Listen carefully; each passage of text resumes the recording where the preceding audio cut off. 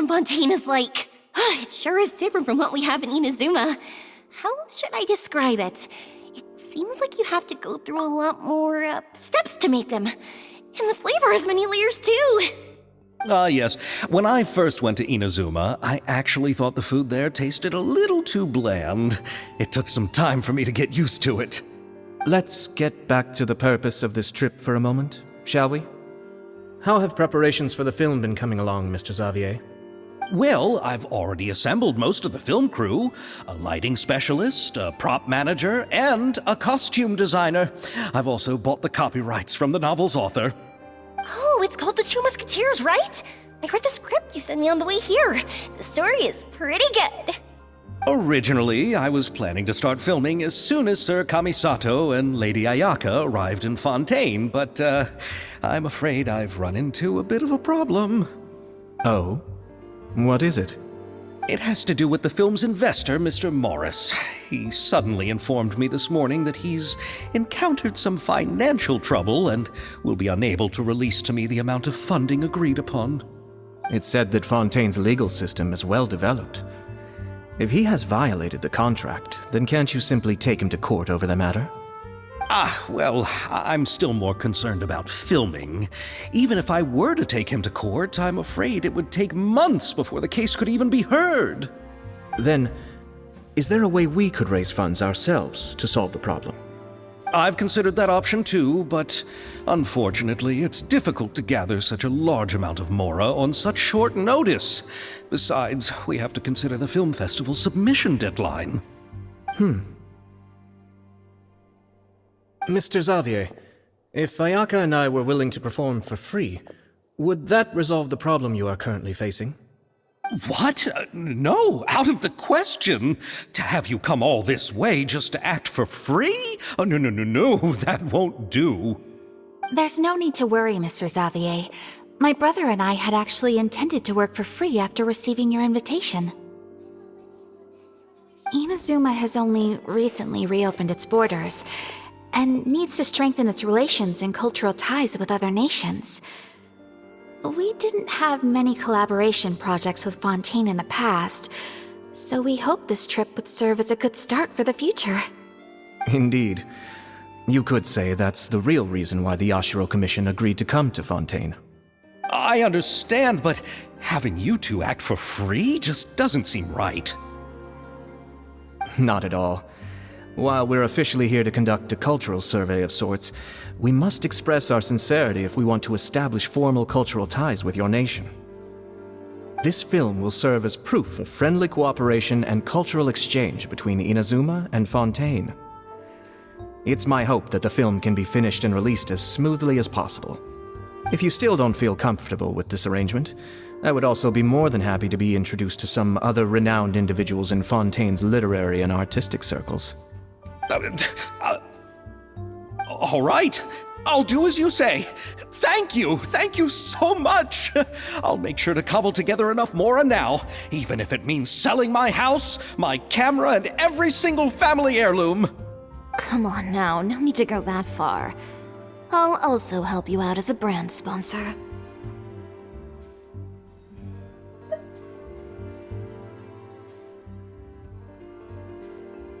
Me too! Even though I didn't bring much more to spend on this trip, it's still better than nothing. You are too kind, all of you. I really don't know how to... Ew. Alright, enough about that. Now that we have Xavier's savings, my support, and 2 leads who are willing to act for free, I think we will be able to make this happen. So, instead of mora, you'll help with filming and production. Oh, but how can we help with that? We don't know much about making a film. Alright, pull yourself together, Xavier. Tell us if there are still any open positions left among the crew. All right. Let me think. We still need a camera operator, a clapper loader, and someone to manage logistics. I originally wanted to personally serve as director, but I've been too busy working as the producer. So the positions of director and director's assistant will also need to be filled. Paimon knows what the support person do, but what's a clapper loader? The clapper loader is responsible for using the clapper board to record and organize the information of each shot when the camera operator begins shooting. The work requires both patience and careful attention to detail. A clapperboard? Oh, you mean the thing they hold that goes clap whenever they start filming? Yes, that's right. Are you interested in that job? For sure! Paimon's always wanted to try that! Alright, then you'll be our clapper loader. I can find someone from the store to help with logistics. What do you think, Xavier? Oh, fine by me. As for our camera operator, I was thinking of letting the Traveler take the role. Oh, he's great when it comes to using a camera. Paimon can't even count how many things we've taken photos of during our journey. Yes, that's also what I was thinking. I noticed the Traveler had an eye for photography and composition when we worked together previously. I'm sure that's due to the traveler's journey across Devad and all the places they've seen. After so many adventures, using a camera must be second nature by now. What do you say, Traveler? Are you interested in the job? Thank you. It really means a lot to me. Come on, friend. Let me give you a big warm hug. So all that's left for us to find is a director and an assistant. Oh, me! I want to be the director's assistant. All we need to do is help the director, right? I can handle that. All right, then all we need is a director. Oh, all the well-known directors in Fontaine are probably also busy working on their own films these days. I'm not sure who will have time to help. Oh, Furina helped out a theater troupe recently by serving as an artistic consultant. She could be a good director, right? Besides, it's not like she has anything else to do right now. Furina? Do you really think Lady Furina would be willing to help us with our humble project? Isn't that the name of Fontaine's Hydro Archon? My brother has already informed me about what happened here in Fontaine. Yep, that's her! She helped out a theater troupe not too long ago, and now she's taking up work as a director. Well, I saw that musical. Her performance was perfect, and the storyboards were also excellent. Don't let her form or identity intimidate you. She's the best candidate we can think of right now. You'll never know until you give her a shot. Fine. You're right, Shiori. I'll do anything for the sake of my film. Anything! Then I'll have to ask the Traveler and Paimon to show me the way to Lady Furina's residence. I just hope she'll agree to help. Do you need us to also come along? No, there's no need to trouble you with this.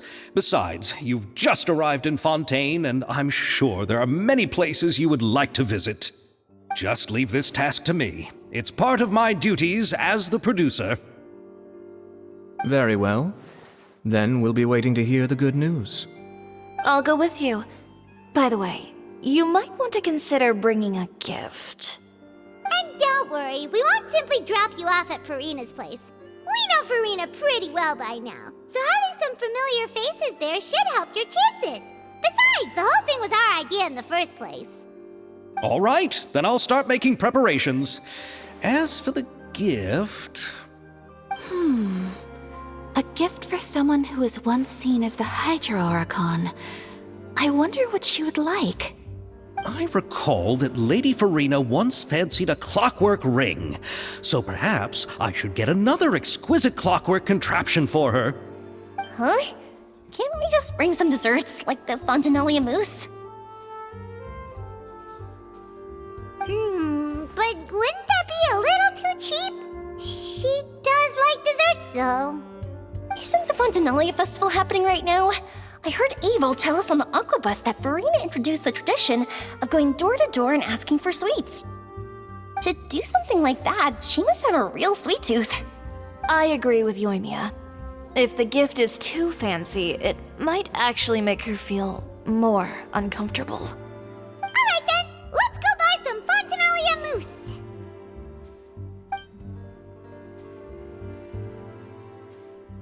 But will that really be enough? We'll be asking her to do a lot of work, you know.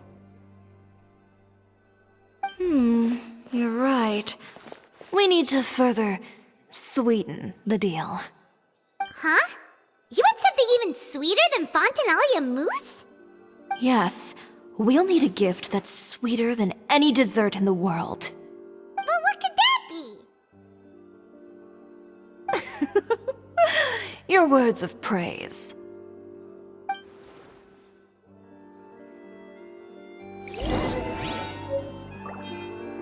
When will Lenny and Lynette do another show?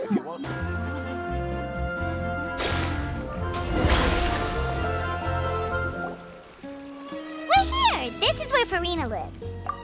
Okay, I'll go knock on the door.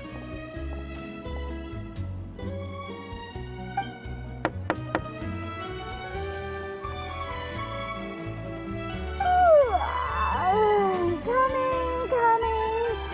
Ugh, seriously, who's knocking before afternoon tea?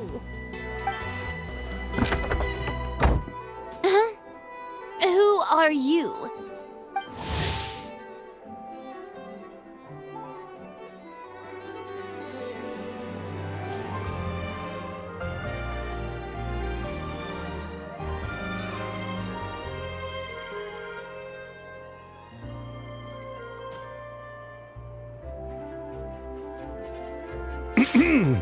Lady Furina, please allow me to introduce myself.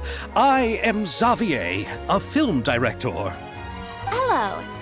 Oh, is that the traveler in Paimon I see behind you? And who's this? I'm Chiori. Ah, the one from Chioria Boutique. Hello. So, what are you all doing here? Do you need something? Did you just get up, Furina? It's already past noon, you know. Huh? Oh, Paimon means the weather is so nice in the afternoon and the sun is so warm. Just like how you make us feel. Sleeping in late is a really smart idea. No. I was just up late last night reading some novels. What does sleeping in have to do with the weather? This is a small gift we've prepared for you, Lady Furina. We hope you like it. No need to be so formal. I'm just a regular person like everyone else now. Oh, is this Fontinalia mousse? It's one of my favorites. That's great! So, actually, there's something we need your help with. Given your renowned passion and understanding of drama, I would like to ask that you serve as the director of our film crew. Oh, but didn't you just say that you're a director? Yes, but for this particular project, I'm mainly working as a producer. Besides, I'm sure that your understanding of the performing arts far surpasses my own, Lady Furina. Are the Traveler and Paimon also part of the film crew? Yep, we sure are. Paimon's the clapper loader and he's the camera operator. Camera operator? That can be a pretty technical job, and it directly affects the final quality of the film. Are you really up to it? No, I'm not questioning your abilities. It's just that I've never really seen you use a camera before. Maybe you can come up with a test for the Traveler and see for yourself. If he can satisfy you with his camera skills, then you'd have nothing to worry about and can join the team. What do you say? You sure are getting better at rolling with the situation, Paimon. Oh, I do wish to see how skilled the Traveler really is with a camera. All right, how about this? We'll work with what we have. I'll give you some scenarios and see if your work is up to my standards. Very good. It's essential for the camera operator to understand the director's vision. I'll make my decision after seeing your work. Are you ready? I have high standards, you know. Okay, grab the camera and I'll give you a scenario.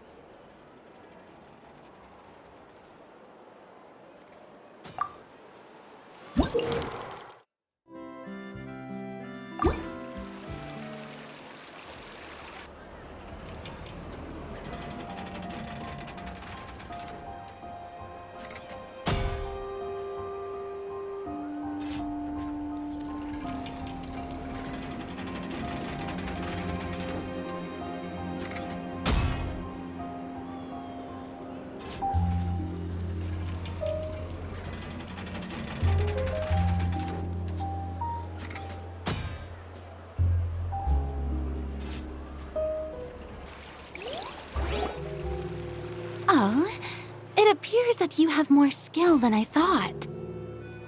All the shots had a great composition, and I could really feel a connection to the characters and their lines. Yeah! Does that mean you agree to be our director, Furina? Did you think I would agree just like that? After our performance of The Little Oceanid, I've begun to make a name for myself again, you know. In fact, I've already had several troops approach me for the Fontaine Film Festival. Unfortunately, the scripts were all pretty boring and didn't pique my interest. If others were to find out I agreed to work with you so easily, then, well...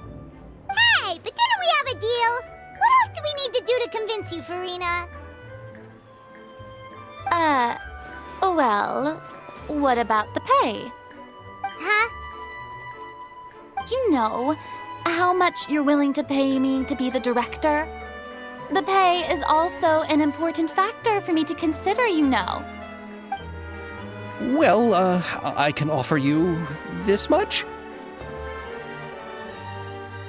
What? That's all?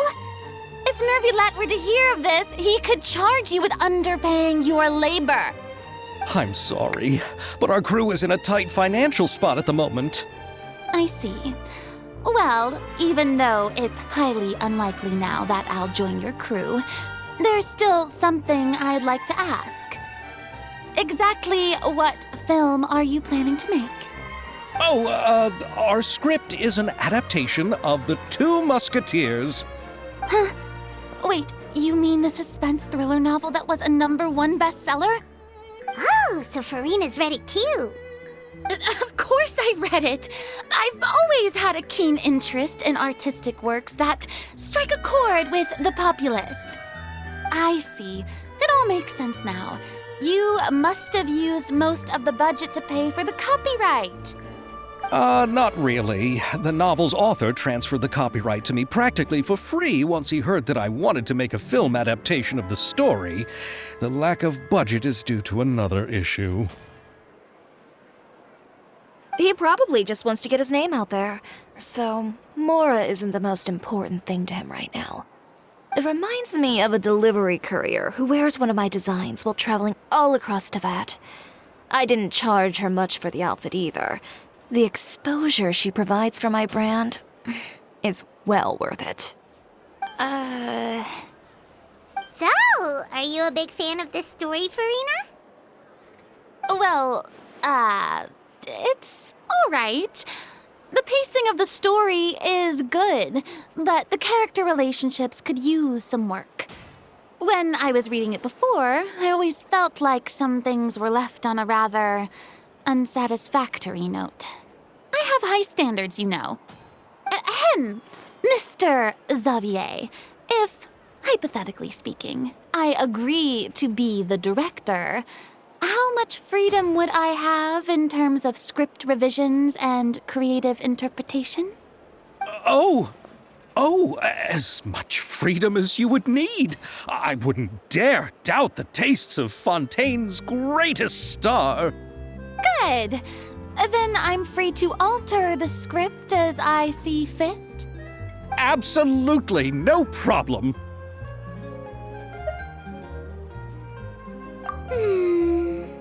All right. It seems that your crew really can't go on without my care and direction. So, you agree? Yes, I agree. Although the pay is well below what someone of my caliber deserves, a great script calls for a great director. I mustn't let a perfectly good story be ruined due to lack of funds. If you have fine cheese and bread, you wouldn't just let it sit on the counter and get moldy just because you lack an oven, right? Oh, Hydro Archon above! I'm not dreaming, am I? Somebody pinch me. There's no more Hydro Archon, you know. And it's still a little early to celebrate. There's a lot that goes into shooting a film. Although the trickiest tasks of finalizing the script and casting the actors have already been taken care of, we'll still need to reserve filming locations. Not to say set up lighting and props. And by the way, since we'll be filming The Two Musketeers, we'll need to find an action choreographer. Ideally, a professional who has actual experience with muskets. Yes, I've thought about this as well. I was hoping that you might know someone who could handle the job. Me? If this was before, I could have simply asked Florand. But it's already been some time since I last talked to her. Navia can also use firearms, but unfortunately, her style is quite different from that of the characters in the story. Could we ask the Special Security and Surveillance Patrol? Oh, you mean the Special Patrol's Musketeers? Yes, that's right. They work with muskets every day. I can't think of anyone more qualified than them. They would be under Nervilette's jurisdiction. Unfortunately, I don't have any connection with them at all. So, in the end, we still have to start by talking to Nervilette. No need to go to all that trouble. I know their Captain Chevreuse. Oh, you do? Wait, Chiori, how do you know the captain of the Special Patrol's Musketeers? No particular reason. Running a business means dealing with some trouble from time to time, and she's helped me out on a few occasions. In return, I've helped her handle a few situations in which the Special Patrol couldn't get involved directly. So, we've gotten to know each other over time. So you're saying there's been times when the Special Patrol needed a fashion designer to handle a situation? Your work is becoming more and more mysterious. It'd be best to keep it that way. Anyway, enough about that. What do you all think about asking the captain to be our musket action choreographer? She sounds professional enough. She is a captain, after all. I have no objections. But I imagine the Special Security and Surveillance Patrol must be busy with their duties. Do you think she'd really have time to help with shooting a film? And then there's the issue of pay. Well, it just so happens that she's also not the kind of person that's just after Mora. As for whether she has time, I'll have to go and ask her first. Then I'll leave that to you. Macaroni's on sale today, so I've got to go. You can just tell me how things went when we discuss tomorrow's plan later. No problem. Having Furina join feels like a big boost to our team! Of course. Just wait until the day of our premiere. You'll witness the true power of my name in these lands. You'll be so glad I agreed to help. I can guarantee that even the standing tickets will be sold out. I'll be sure to ask some people I know to see if they'd be willing to act as extras. Seems like you're finally getting more comfortable with your own reputation now. I didn't ask for the Clapper Loader's commentary, Paimon. Then let's get going. I happen to know where Chevreuse is today. By the way, I'm curious. If my pay is so low, then what about our two lead actors? Didn't they travel here all the way from Inazuma? Actually, they told us that they see the trip as part of a cultural exchange, so they didn't ask for any pay. What? So is every person in Tevat who doesn't want money gathered here to shoot this film? Don't tell me Chiori isn't being paid either. I already knew Xavier from before, and he's also agreed to give my brand some good exposure. It seems the gods have really smiled upon you, Xavier. And that certainly doesn't include me, mind you.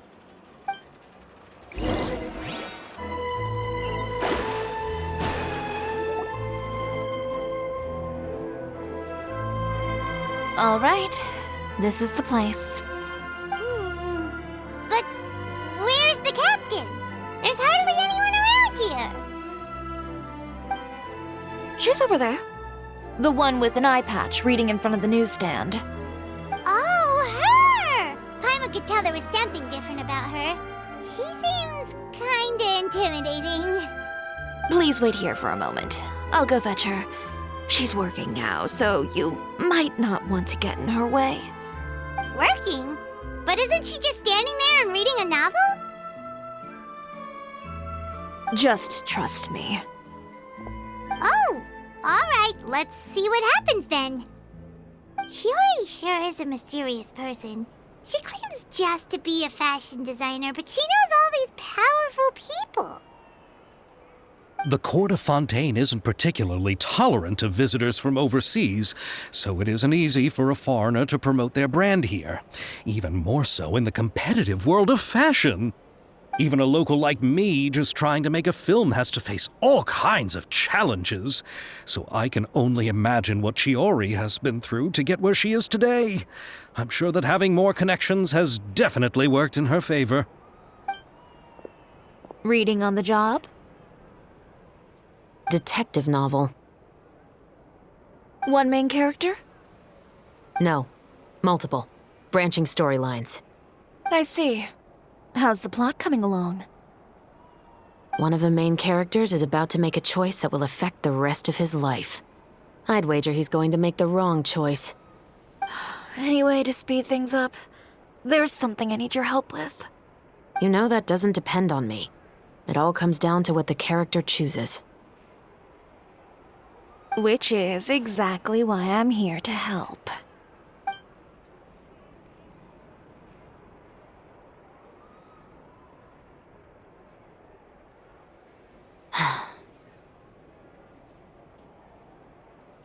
All right.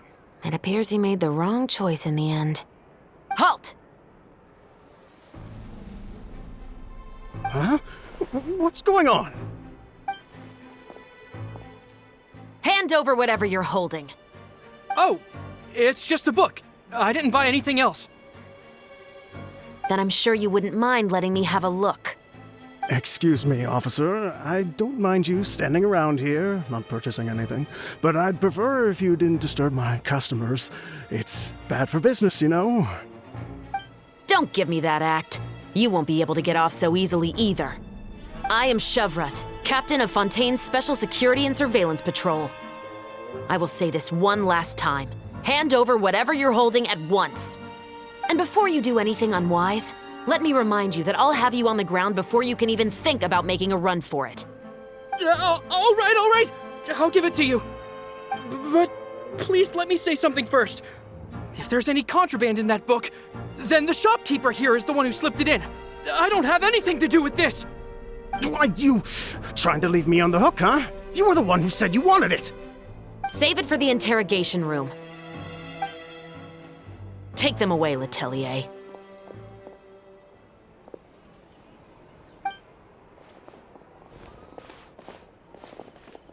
What's going on here? 1 second you're reading a book and the next you're escorting people away. And who are... Oh! Aren't you the traveler who's been all over the papers recently? Shiori, I'm assuming what you wanted to ask me about has to do with them, right? Maybe I can let you in on what's happening then. Now that Vacher has been brought to justice, no new shipments of synth will be made and distributed to sellers. The Fontaine guards have been busy collecting the remaining synths still circulating on the market. Thanks to a tip from our reliable source here, this should be the very last batch. Oh, so you were pretending to read a book in order to catch the bad guys! Oh, Paimon almost forgot to introduce ourselves. Paimon is Paimon, and this is the Traveler and Xavier! Hey, I'm Chevreuse. You probably already heard me introduce myself, so I won't bother repeating it. Yeah, why didn't you make a move as soon as you had the chance?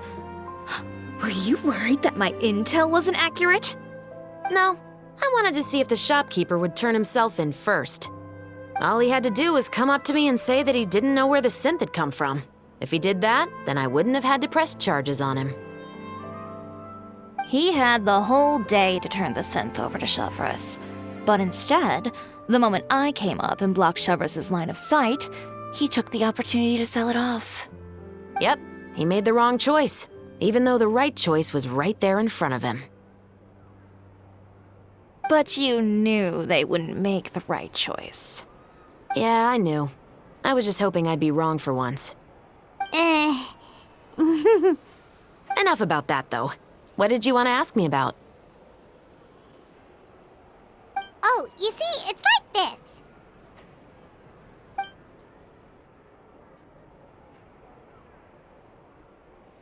The Two Musketeers. You certainly have a good eye for a story. So what do you need me to do? Just be the action choreographer for the actors? Yes, that's right. I want to make sure we get all the details right. I want the actor's posture and understanding of firearms to be as realistic as possible. However, I'm afraid this work will require a bit of your time, since you'll have to be present whenever we're filming. Also, as for the pay... No need to say any more. I'll join. Huh? Just like that?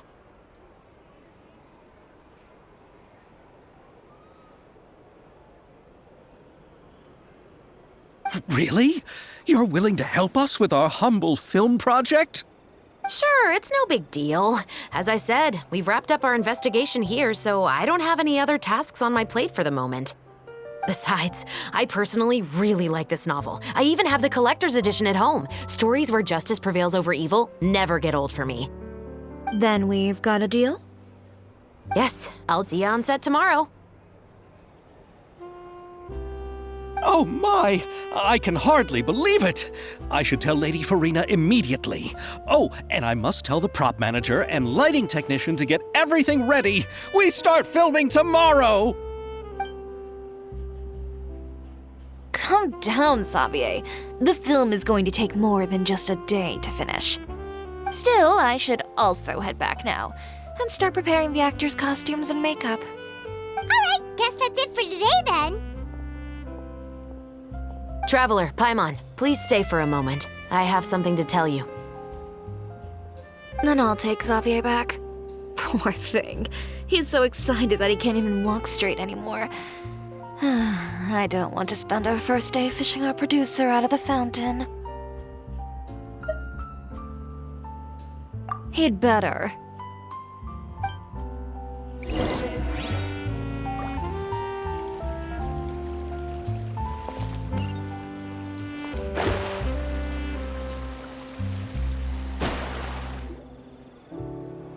So what did you want to tell us, Chevreuse? Have you read The Two Musketeers? The story is about a pair of children born into the household of a baron and their struggle to survive together and take revenge for their mother. They were raised at the baron's estate, where their mother worked as a maid. The two were illegitimate children that the baron had with the maid, so they were never treated well by anyone. One day, upon returning home, they found their mother had been murdered and left dead on the floor. It was quite evident that the culprits were the other members of the baron's household, who never had any kind words to say to them. However, the baron was able to exert his influence and keep the whole thing under wraps. The mother's death was eventually deemed as a suicide, and there was no chance of bringing her murderers to justice. The two siblings decided to flee and someday avenge their mother. Many years later, members of the baron's family suddenly started turning up dead one after the other, all killed by gunshot. A rainbow rose was found on each of the victims' bodies, being the flower that the kid's mother liked best. The baron believed that the mother's soul had come to take vengeance on him, so he lived in fear each day. But it was actually those two siblings who had fled all those years ago. They relied on each other to survive and trained day and night, eventually becoming adept musketeers. They used all of their abilities to collect evidence and clues before executing their plan and exacting revenge on the baron. Their actions let the truth behind their mother's death be known to all. That's quite an exhilarating story. Yep, the baron got what he deserved for his evil deeds, and justice was able to prevail. It was just the kind of story I enjoy. Oh, so is that why you were so willing to join our crew, Chevreuse? You could say it was one of the reasons. Oh, you mean there were other reasons too? I've read the reports about you. Whether it was at the trials or when you lent your hand to resolve our nation's crisis, you've shown that you've got a strong sense of justice, as well as a great mind for deductions.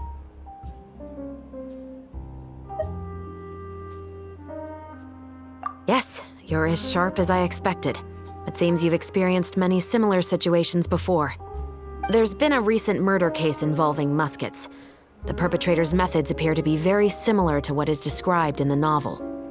Huh? Really? But Paimon didn't see anything about that in today's papers. The Marechaussee Phantom hasn't yet released any information to the public because the investigation is currently at a standstill. The murderer is extremely cautious. A murder involving firearms? But not that many people use those in Fontaine, right? Impossible. We perform a routine inspection of our firearms and ammo reserves every day. If one of the weapons had been fired, it would stick out like a sore thumb. Besides, I trust the members of my platoon. However... Well, that's all I can disclose about the case today. Huh? What do you mean? I hope you all can go back and get some shut-eye. You can decide tomorrow whether or not you'd like to join the investigation with me. I'm aware this might not be the ideal time to add more to your plate, but the more capable people we have, the better the chances that justice will prevail. Carrying out investigations isn't actually supposed to be our responsibility. Our job is to apprehend the perpetrators. Finding them is really up to the Marechaussee Phantom. You could say I'm taking part in the investigation out of personal interest. I don't want people to see Muskets in a negative way, and also, I'm concerned about the similarity between the crimes and the story. You mean, they might be connected somehow? I suspect so. Just to make myself clear, this is not an order, nor is it a deal of any kind. It's a request, nothing more. If you two have any interest in the case after we finish filming tomorrow and are willing to assist me, then I would be most grateful. What do you think, Traveler? Yeah, you're right. Paimon's getting a little tired, too. We've really been hustling all day. You'd better head back and get some rest. It's good to keep a calm mind, especially when you're about to make an important decision. Otherwise, when the moment comes, you might end up like that shopkeeper and not even realize that the right choice is right there in front of you.